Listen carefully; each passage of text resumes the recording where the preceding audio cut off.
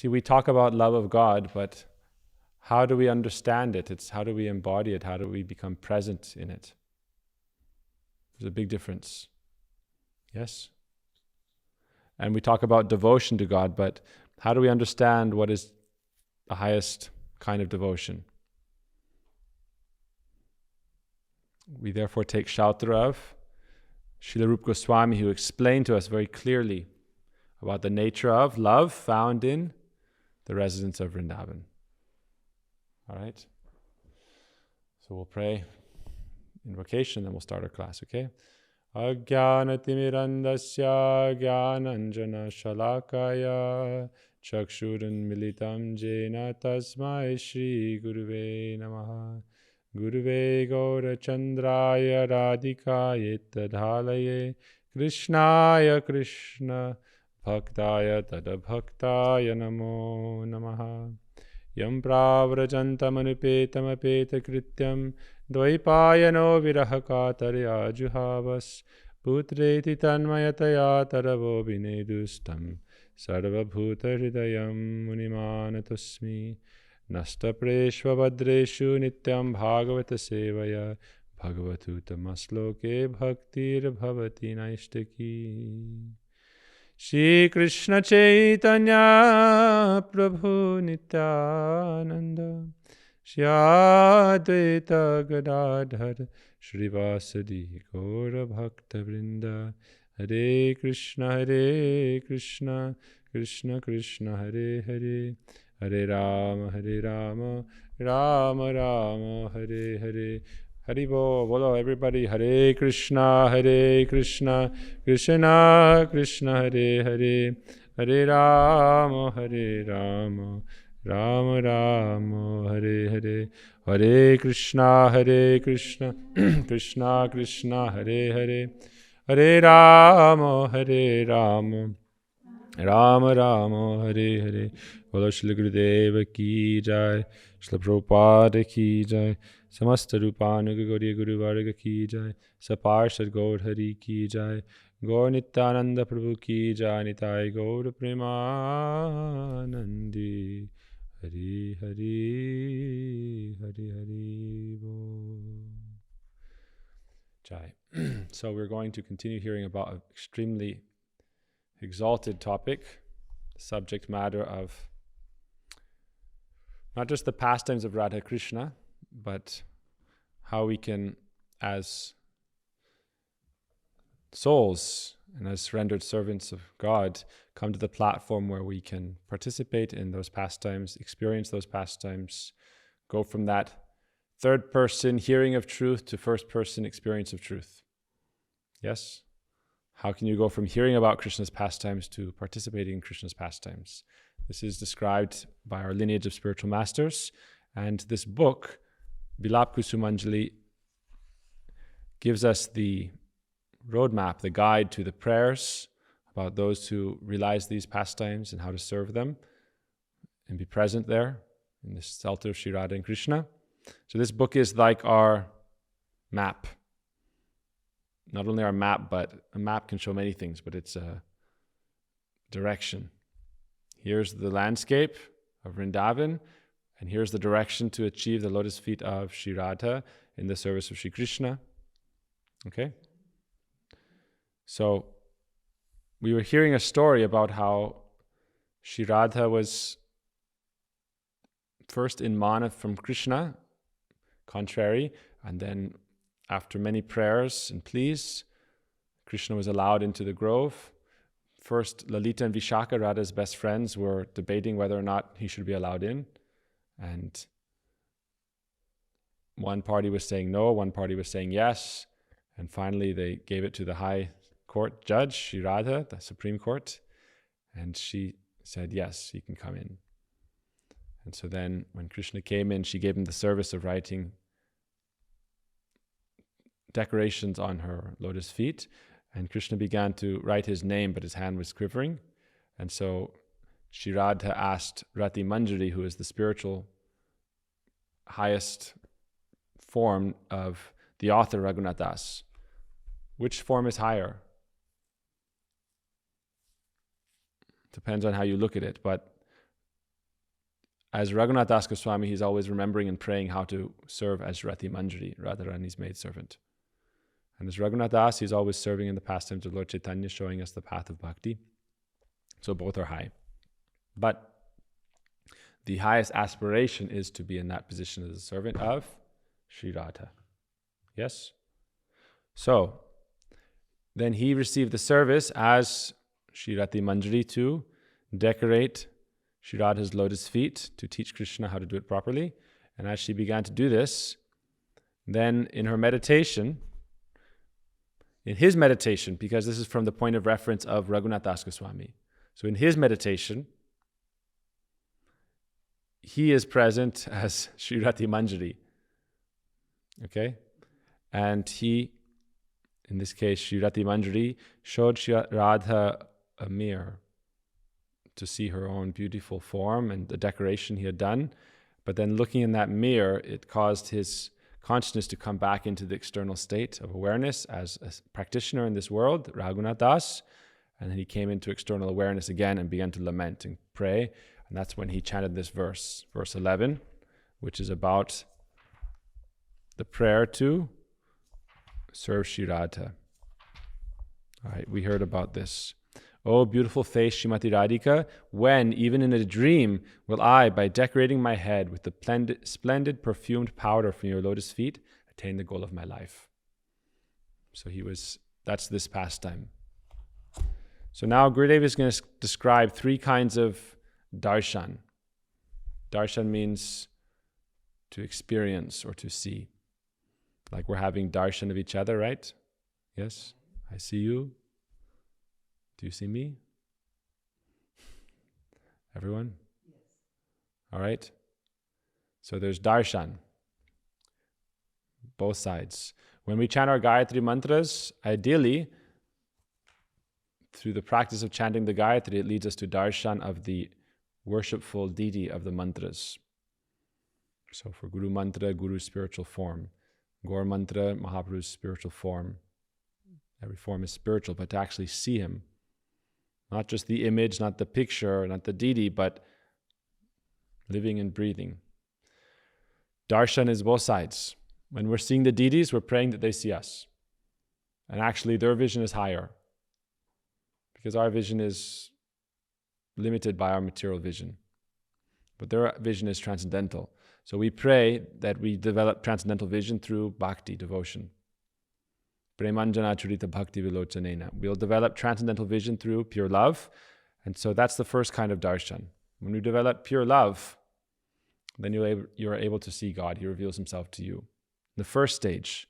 In the beginning, it comes like a glimpse. Like you're looking through clouds. You're seeing a glimpse. Spurti. And it's in waking life, or it can be in between waking and dream state. So this can happen when you're chanting Gayatri mantras.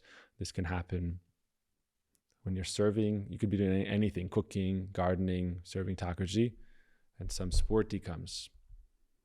The next stage is swapna, a vision that will come in a deep trance. And then the third is direct physical experience.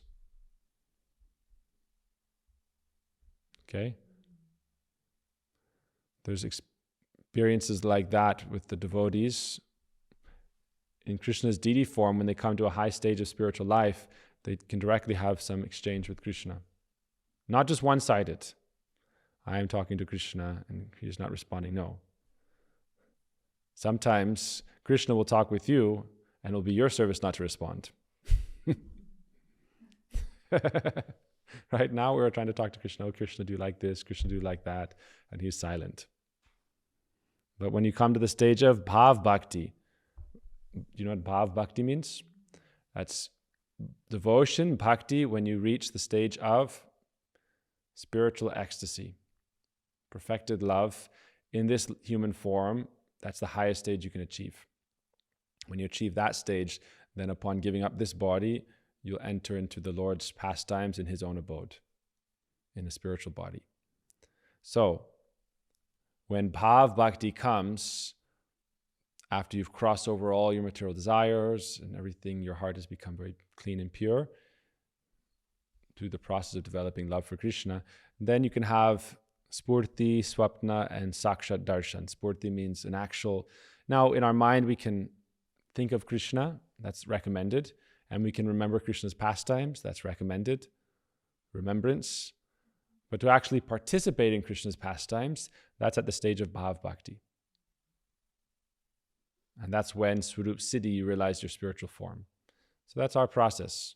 We say, you're not this body, correct? What do you mean I'm not this body? You have a body, and it's useful, and it's a gift, and the soul likes to have a body because that's how it experiences life, that's how it interacts with others, by bodies. So the soul is always embodied. In this world, we take on one body, and then when we give it up, we get a new body. So the soul is called dehi, the embodied one. And the body is deha. So dehinosmin yata dehi komaram yovanam chada. And the Bhagavad Gita Krishna says we're always changing bodies. But when you realize your spiritual form, then you don't have to continue changing bodies because you've realized your perfected form. You're always like switching models till you find the right one. Does it make sense? Is this one the right one? No, not so much. I'll take a woman's model. Oh, that one's not, I don't like the white model. I'll take a brown model. I'll take an Asian model. I'll take an African model. I'll take a, European model. And we're changing models. And we're trying to find, is this the right one? And then we get tired of the human model. So we think, maybe it's a demigod form. Maybe that's the model that's really fits me. That's the pair of shoes that perfectly fits.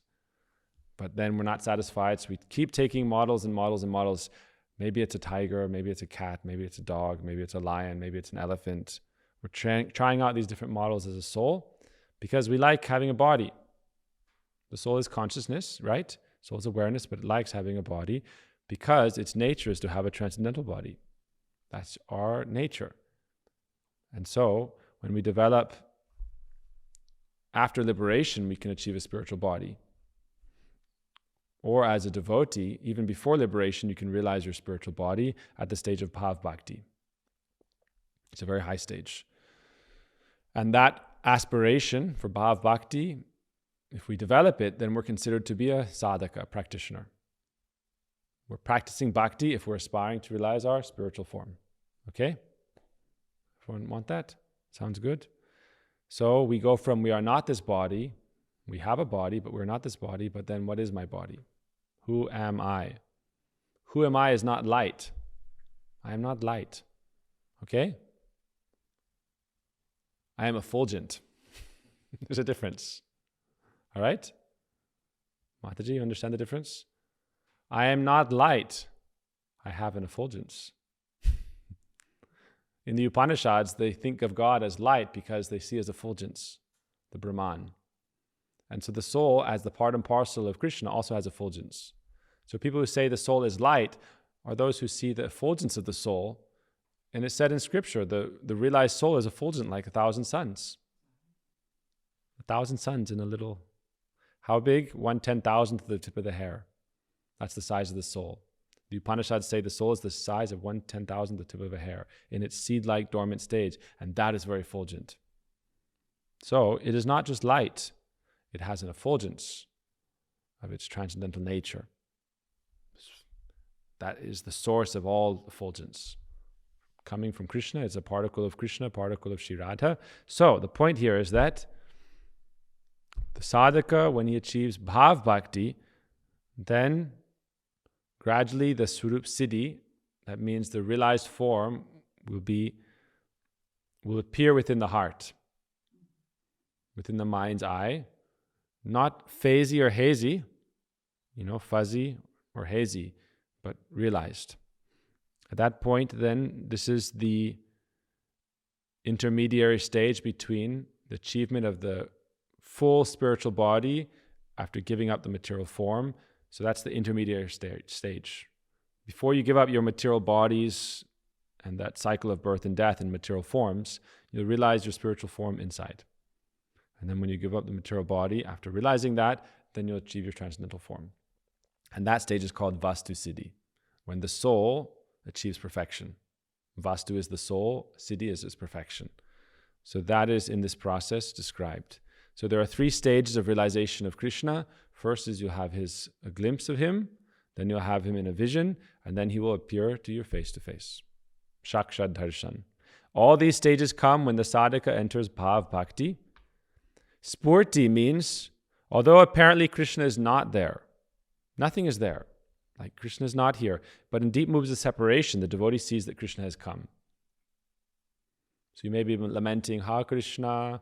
We may call out, Hey Krishna Karuna Sindho Dina Bhandho Jagatapate Gopesha Gopika Kanta Radha Kanta Namostute. You can weep and pray to Krishna in deep separation, crying like the gopis, and then Krishna appears.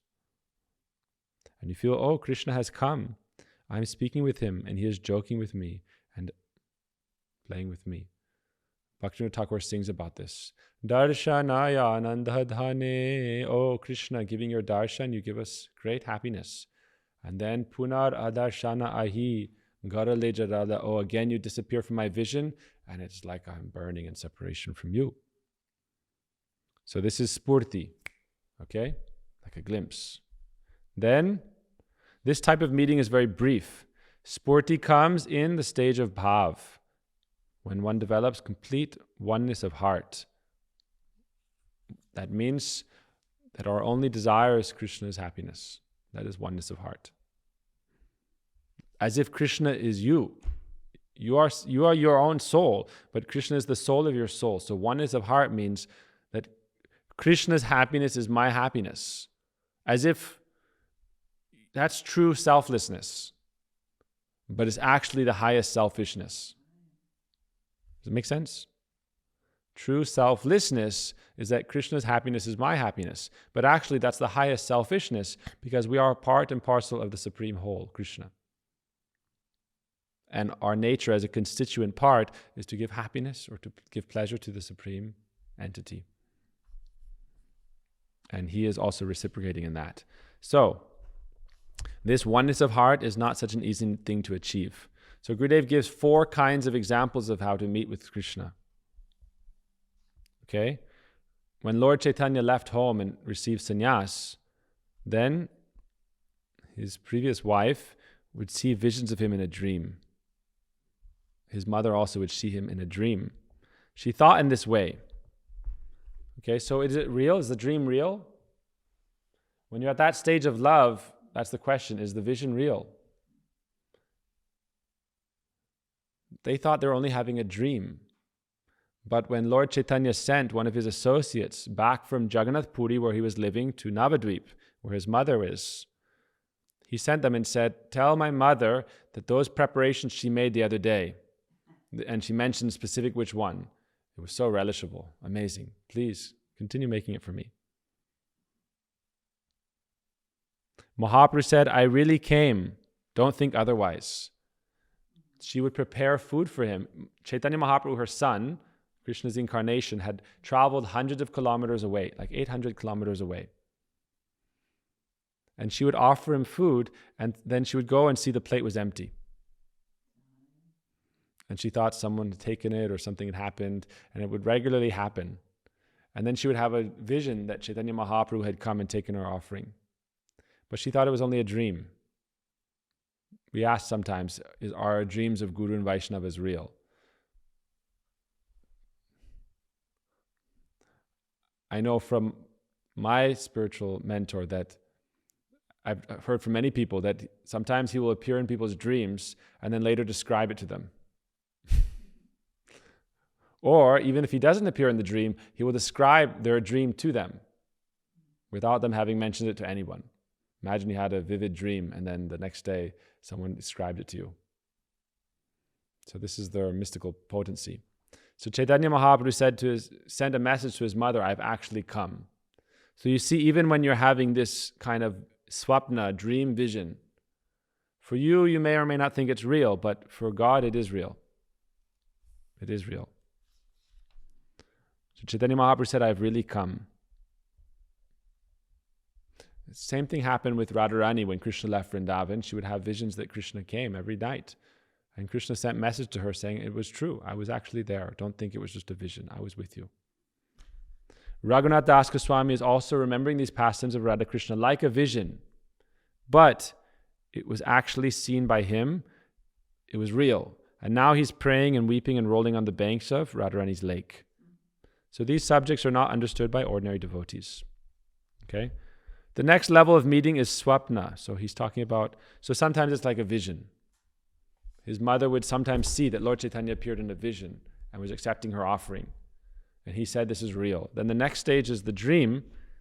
And she's saying, it's actually more complete. We see that so many people are dreaming about Krishna, Gurudev, or Vrindavan.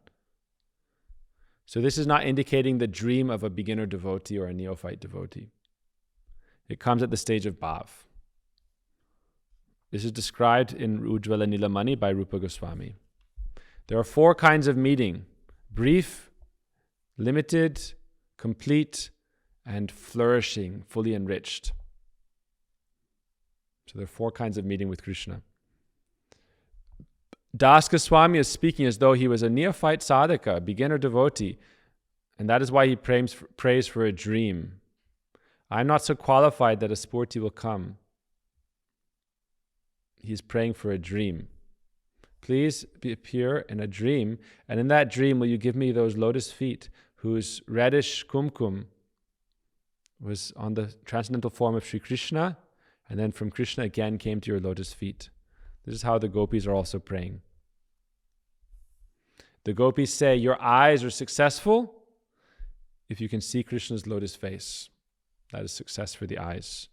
Krishna is smiling, playing on his flute, with his crooked sidelong glances, like he is seeking someone. And he's turning his neck to look. And Baladev is walking ahead with his many cows and friends. The gopis are having this vision. And he is watching Krishna look towards Radhika and the gopis. This scene our Shamrani Mataji painted called Venugit. There's a scene she painted where Gurudev described that Balaram, Krishna's brother, is a little bit ahead, but he is looking back at Krishna, and Krishna is looking at a forest grove where Shri Radha is present with her friends. If anyone sees Radha and Krishna at this time, his eyes are successful. So Das Goswami is thinking like this. All right. So I'm going to go more into this concept here. So a devotee asks a question here. You have mentioned Svarupa-siddhi and vastu-siddhi. Svarupa-siddhi comes while in this body. So everyone understand what it means? Svarupa-siddhi? Svarup means your spiritual form. Siddhi is the perfection. And it's realized in this form. In your body, and it means not as the body, but in your consciousness, in your mind consciousness, you will realize your spiritual form. That comes while in this body, and that is in the stage of bhav bhakti. Gurudev says that comes in bhav bhakti, at the beginning of prem. Prem is pure love, and actually the human body cannot, it's described, the human body cannot contain it. Bhav bhakti, when that comes, it's described to start, the material body starts to break down as it becomes spiritual. That higher principle becomes activated. I've seen that. We see that with our gurus. That spiritual principle of prem becomes activated, and then they wind up their pastimes in this world. So, when bhav, the ecstatic mood of devotion, matures into prem, divine love, then vastu-siddhi manifests. Vastu-siddhi means when the soul actually is born into your spiritual form. That's spiritual birth. Spiritual birth doesn't mean you had an awakening and you realized this was you're supposed to do this, or you're supposed to do that, or actually, there are many versions of awakenings people talk about. But spiritual birth means actually your spirit is born into its highest spiritual form. That's spiritual birth. And that is the aim of our process. When bhav matures into prem, then vastu-siddhi manifests. When prem comes, then the devotee meets Krishna. Where? On that planet where he is performing his pastimes in the material universe. So this is like the 3 stages, okay? As a devotee now, we're practicing bhakti. This leads us to the development of bhav. So that's our aim for this life. Okay? Yes? Kriti sadhya bhavet sadhya bhavasa sadhana vida nitya sadasya bhavasya prakritam hridi sadhyata. Bhav or bust? Okay? Yes, Tirtha? Bhav or bust? Vrindavan? Mangala? Everyone? Bhav or bust? Do or die? Then we're doing sadhana. So I pray to be able to do that or die. Right?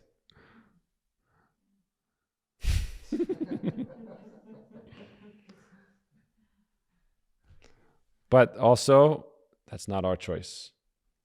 Okay? When we offer ourselves to Krishna through Sri Guru, then we offer ourselves to him. That means we are his. So we have to take care of his property nicely. His body is Krishna and Guru's property. Nicely take care of it. Give it nice prasad. Everyone had nice prasad today? Right? You give it nice prasad and take care of the body. And then when it's time, we'll accept whatever destiny we have. So, but we're trying to understand this topic. So, bhav, so we go through many stages of bhakti. We'll do a whole class for this. There are many stages of bhakti. This is what Rupa Goswami gave us, very detailed descriptions of all these stages and how to progress through the stages. Also Vishwanath Chakravarti Thakur, great saint in our line, gave us details of all these stages, how we can progress. There's many stages, but the highest stage is that level of complete spiritual ecstasy. And when we come to that stage, then we realize Svarupa-siddhi, which is your spiritual form will be realized. Your soul's natural spiritual form. What is your name? What do you look like? We mentioned this the other day. God knows everyone's name. Every spirit soul. There's many stories about this in scripture, but they're indirect or they're hidden. They don't talk about the highest subject, but they talk about liberation. But then what is liberation? Liberation isn't a light. We explained this already. The soul is not light. The soul has effulgence. Okay? You can write this down. This is your title maybe. The soul is not light. Okay? The soul is not light. The soul has effulgence. Isn't that beautiful? It's not a nice thing to think about?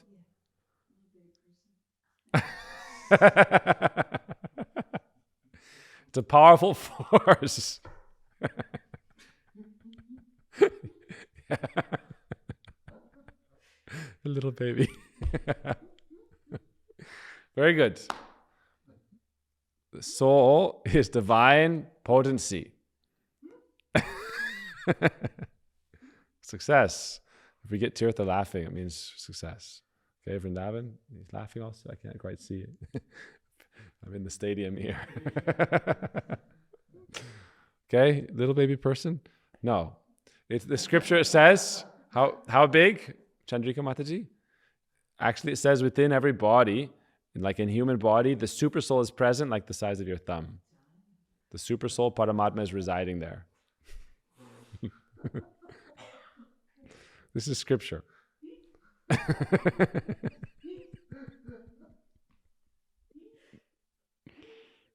Hello! Tirtha!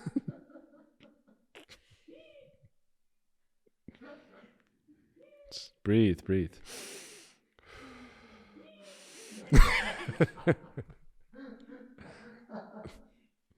Okay, deep breaths. There's the mystic yogis. Krishna is Yata Yogeshwara, the Yogeshwara, master of all mystics. So his one form is the universal form, all the universe. One form is within each body. Yours, Paramatma, your super soul, each one is different. Means each one is according to you. It's not one size fits all.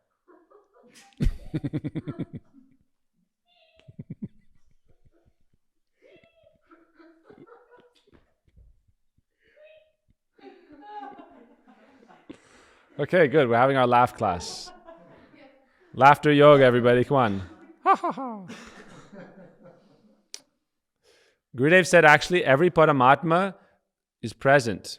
The super soul is present within every body. And the soul is present. Actually, in context of the soul, it's much bigger. The soul is 1/10,000th the tip of a hair. That's its size. But when you achieve your spiritual form, then look at Hanuman. Hanuman sometimes becomes very large and jumps over the ocean. The soul is power. What is the soul? It's power. You don't need to be powerful. You are the power.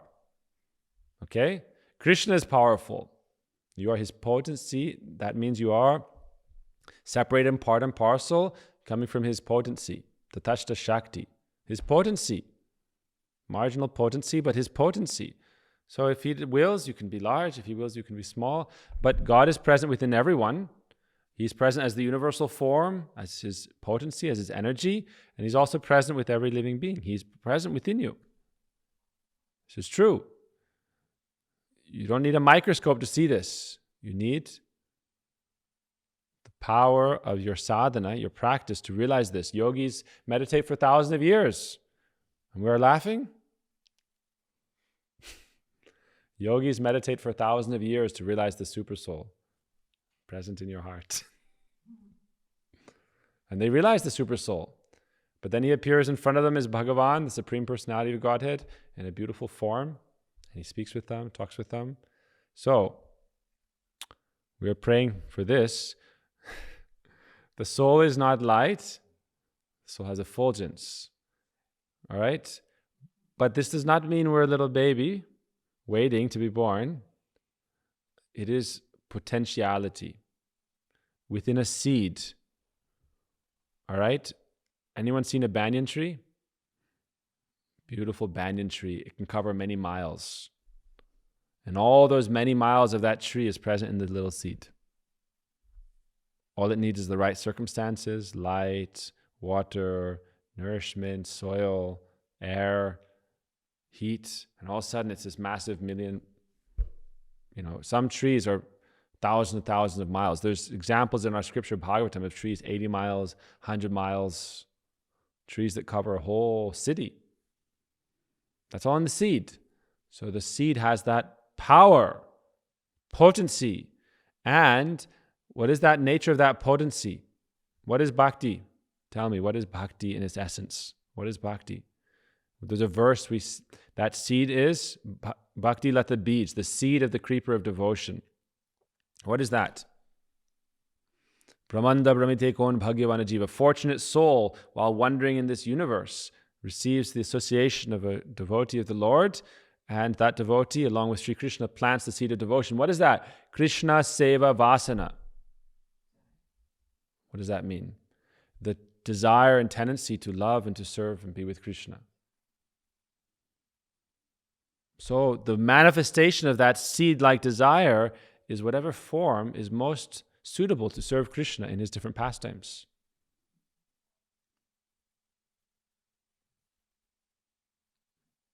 Different times, different sizes. I'll give you an example. Krishna's brother Balaram, he married a girl from a previous age who was 60 feet tall, and he was only like 6 feet tall, 6, 7. So he brought her down to his size. So it was a better match, appropriate. Soul didn't change. This is the philosophy. There's a whole story about it. In the previous ages of Satya Yuga, people were much larger. And it's a long story, but her father was looking for a suitable husband, but he could not find anyone in the whole world because she was of a divine origin, like a goddess. And so he went to Lord Brahma to ask who she should marry, but Brahma's time relative to his space time relativity is very different from Earth. So by the time he got back to Earth, many hundreds of thousands of years had passed. You've heard this story. Good. Who knows how long? Okay, we're going into time relativities here. Who knows how long this Kali Yuga age is? 432,000 years. And Dwapara Yuga is how long? 864,000 years. And Treta Yuga is how long? Say? You were right. Another 432 added. So 1,000,000 to 96. Am I right? No, another 432 is added, each one. Yeah. Anyhow, so a lot of time had passed. Almost, I'm not quoting exactly, but if it was that one kalpa, then like 800,000 years had passed. And he came back with his daughter, and Brahma said, oh, you'll find some beautiful, this Balaram, Krishna's brother, is suitable. But he came back and he saw everyone was small now. All the souls went to mini-me's, baby souls. Right? Who I'm going to marry my daughter to? She's 60 feet tall. And all the men are 6, 7 feet tall. So he went to Balaram and said, dear Balaram, you know, boom, boom, boom. And the houses were shaking. And he met with Balaram and said, Lord Brahma said that my daughter will marry you. And he said, no problem. So he took his plow and he went up and he put it on her, he flew up, put it on her shoulder, and then brought her down to his size by his mystic potency. So tell me, what is the size of the soul? What is the shape and size of your soul? How tall are you? How tall are you, Mangala Gita?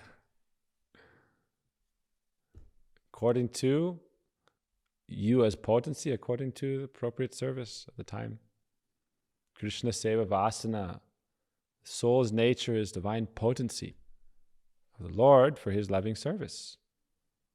Sometimes the gopis appear in the form like flowers.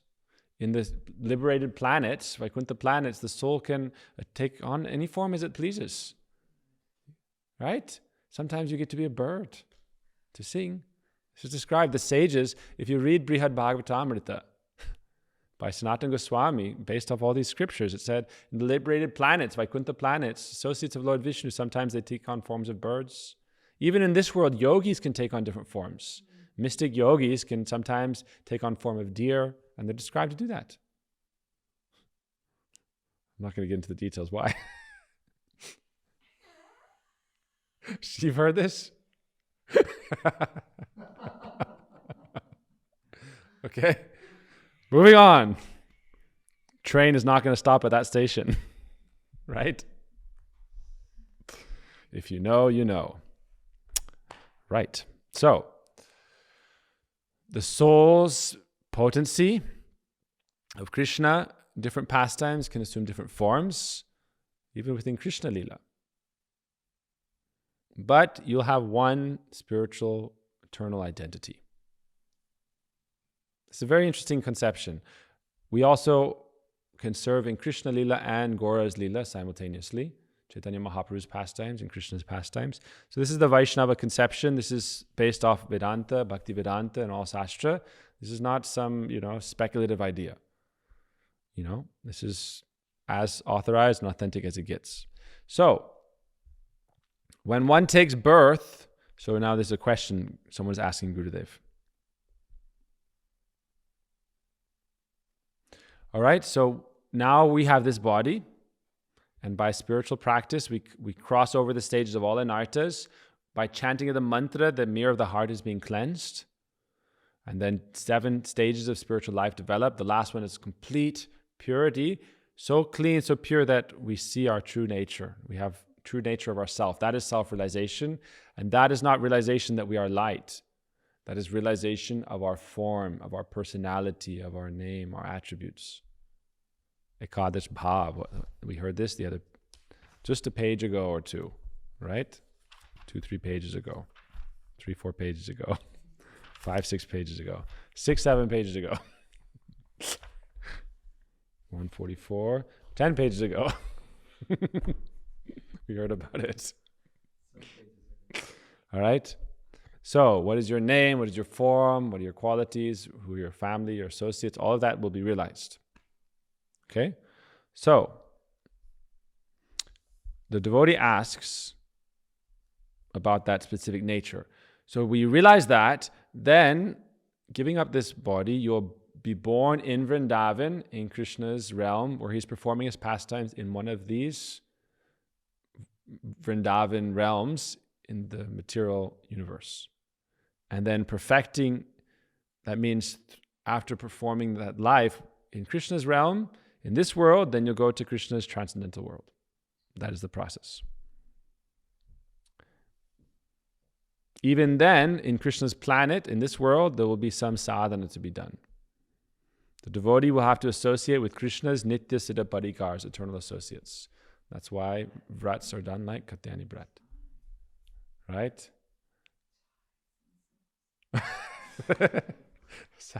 See, this is example of a great devotee in our company. Right? What does a great devotee think? Sounds so awesome. Then you'll get to, here in this world, what are we thinking about? Car insurance. Yes. Mangala Gita's like, yep, I knew it. Paperwork, car insurance, propane bills, electric bills, whose turn it is to clean the pots, it's my turn. So we're thinking about different things in this world, but the spiritual world, we're thinking about Krishna. And in this world, we're also thinking about Krishna. Actually, thinking about doing Krishna's services is the same as thinking about Krishna. Understand that? If you're thinking about how to serve Krishna, that's the same as thinking about Krishna. Same as Krishna consciousness. This is Krishna consciousness. Devotional service is Krishna consciousness. So I know I'm getting off topic here, but we're trying to install this conception. All right? I'm installing this program of Svarupa-siddhi and vastu-siddhi according to the conception of Srila Gurudev. Everyone understands what Svarupa-siddhi is? A little bit? It's not so good. I'm not so good at explaining, and no problem. But Svarupa-siddhi means you realize your spiritual form in this body, but you realize your spiritual form.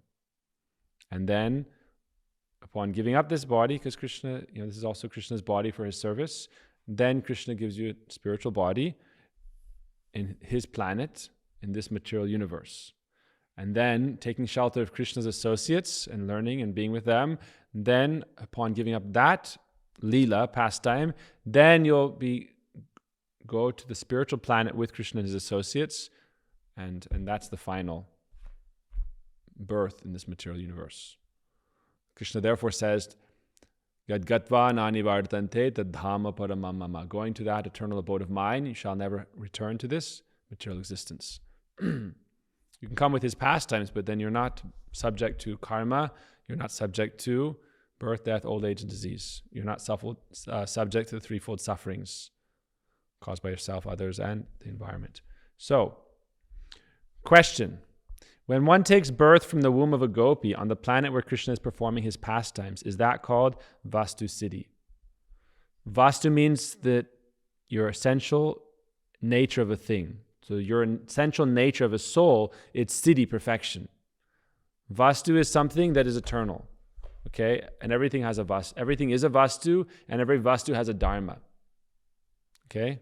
This microphone's dharma is to record, sounds. Okay? That's the dharma of this vastu. So the dharma of the soul is what? To be with Krishna, to serve Krishna, to have love for Krishna, to be in Krishna's pastimes. Or with Ram, or in any other. But the dharma of the soul is ultimately loving service in transcendental life. So divine life society means not material life. In this material life, we can live a divine life, but that's a preparatory stage to an actual divine life. In that stage of life, we don't have to worry about car insurance. We may have to take care of our conveyance, but we don't need insurance. Right? Your chariot. You may have to, polish the chariot. Why? Sometimes Krishna will go on his car festival, chariot festival, and so you have to decorate it with flowers, but no insurance policy. What is our insurance policy for that chariot? What is our insurance policy? Our relationship with our Ishtadev. Okay? All right. I'm losing everyone here.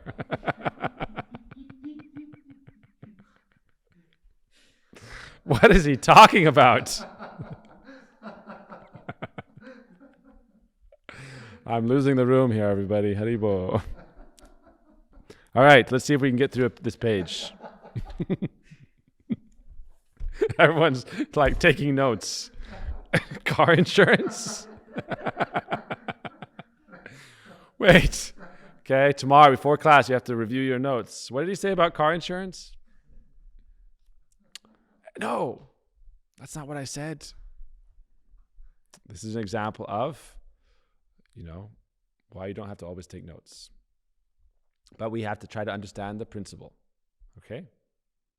Understand the principle, and then we progress. So, when we take birth in Krishna's planet from one of his wombs of the gopis, at that time, vastu-siddhi begins. Everyone remembers what vastu-siddhi is? It's not car insurance. Okay. Vastu-siddhi means realizing your spiritual form, but actually being born within that. Then, when prem comes, then the devotee meets Krishna on the planet where he is playing in his pastimes. All right. It is not yet manifest, but one has entered the class of vastu-siddhi. This principle can be compared with that of diksha. So Gurudev's talking. The reason I'm talking about this subject is because for years and years and years we've been hearing we're not this body. I've been hearing this since I was a little kid. You're not this body. You're not this body. You're not this body. Okay, then why are you only teaching me what I'm not? Because you have not realized who you are, who I am, so you have to tell me. But this is a beginning stage. It's very important because otherwise it becomes very who am I? And that's important. The stories of Harishchandra in the Veda Purana. You know the story of Harishchandra? It's a great story. I'm not going to tell it right now because it's long and it's dramatic and it's dark. It's not appropriate for the time. But in the essence is, he was very righteous as a ruler and he always spoke the truth.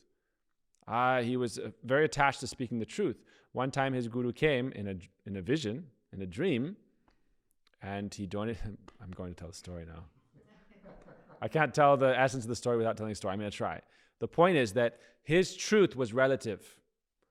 His truth was, I am Harishchandra, this king named Harishchandra, and I will follow my word. Following his word is truthful, but it was based off a false premise that I, the soul in this body, this is my name and this is eternal. I have a body, that body has a name, but that is temporary because it was given at a certain time. You look in your passport, capital letters, property of the state. This is my name, right? That is a temporary reality. What was your name before you were born? What is your name after you will die? So that is a temporary relative truth.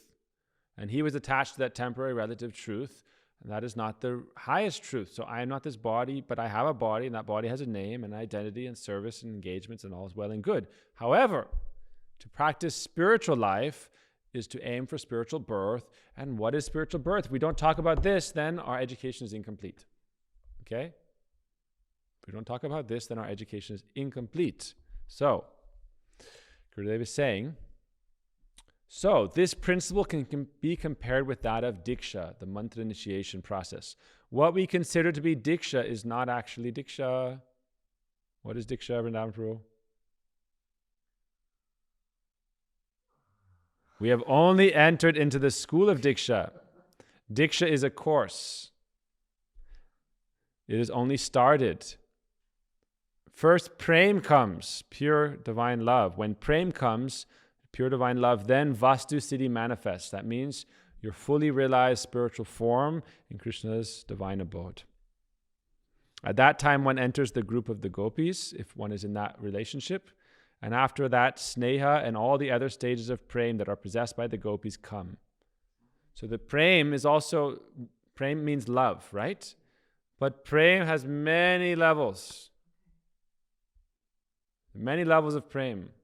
Higher and higher and higher, higher and higher and higher. Prem is developing. All right? Man, pranay, rag, anurag, then bhav, mahabhav, ruddha, adiruddha, madanakya, madan, modan, All right, let's do it again. Now, 1, 2, 3, go.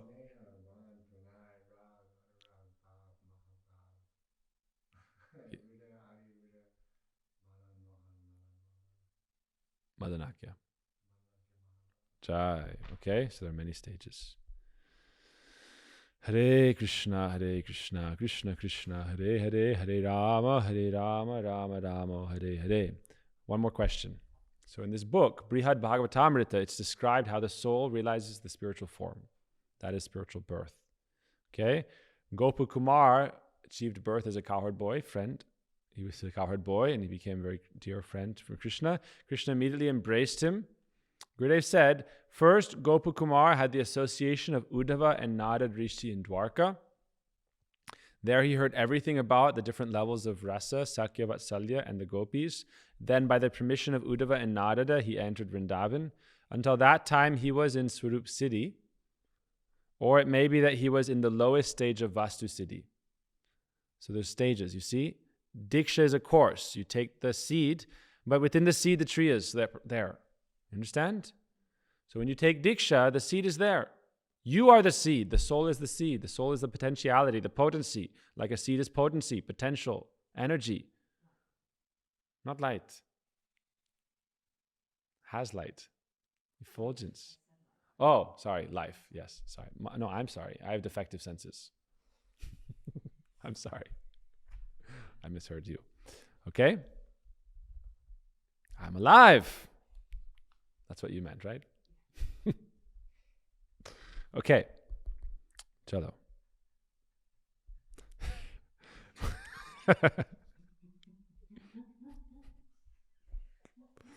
I should have a point system. However many times I can make the devotees laugh in class, that's how many points I get for the class. And based off that, you can feed me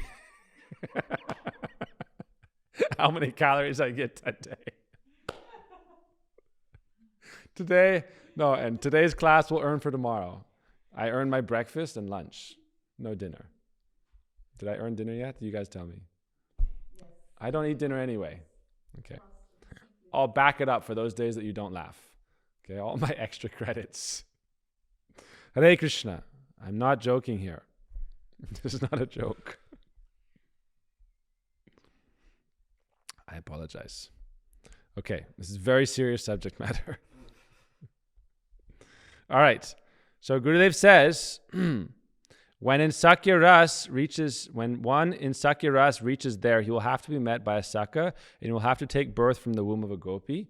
Gopakumar had a special situation. He had taken birth from the womb of a gopi at Govardhan as a gopa for him. That stage was solved here in this world, and the rest was solved there. Also, he had the association of a guru who was Krishna himself, Jayanta. That was also solved here. What would have been solved there was solved here. In our case, however, we will have to pass through all the categories. So in essence, what we're going to learn from this section is that it's complicated and there's always something more. Okay? So spiritual life is dynamic, exciting. It's not just a textbook. You read in a textbook and that's it. Oh, I read these 3 pages and now I know everything. Right? It's ecstatic, it's dynamic. All right? It's exciting. You don't look excited, Mangala. I'm sorry. Should I speak something more dry? Then you'll be excited. All right? I'm trying to think of something to speak about with a serious face. All right? Spiritual life should be blissful. So why are you... Spiritual life does not mean to be sad and mopey. We should be blissful, joyful. Especially beginning devotees. When we go higher and higher, that's when you can get sad. Okay? In separation. But as a beginner devotee, you should always be joyful. Okay? When you develop more, then moods of separation come. That's a higher experience of bliss. Right now, we should be joyful. Why? Atmanivedana tua pare kori hoinu paramasuki dukkha dure gelo chittanara hilo chodike ananda deki. When you surrender your heart to Guru and Krishna, then you have no more worries, no more anxiety. In all directions you see happiness. All my suffering goes away. Atma nivedan tua padakori hoinu paramasuki. I become supremely happy. Okay? So smile.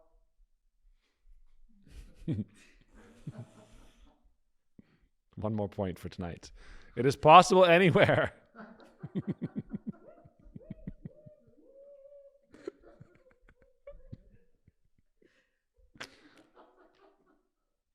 It is possible anywhere. Not had received darshan of Narayan, although very briefly. Even in bhakti, therefore, one may have that. Without prem, however, there is no real Shakti darshan. Gaur Premanandi, Hari Hari Bo. Victory. Hare Krishna.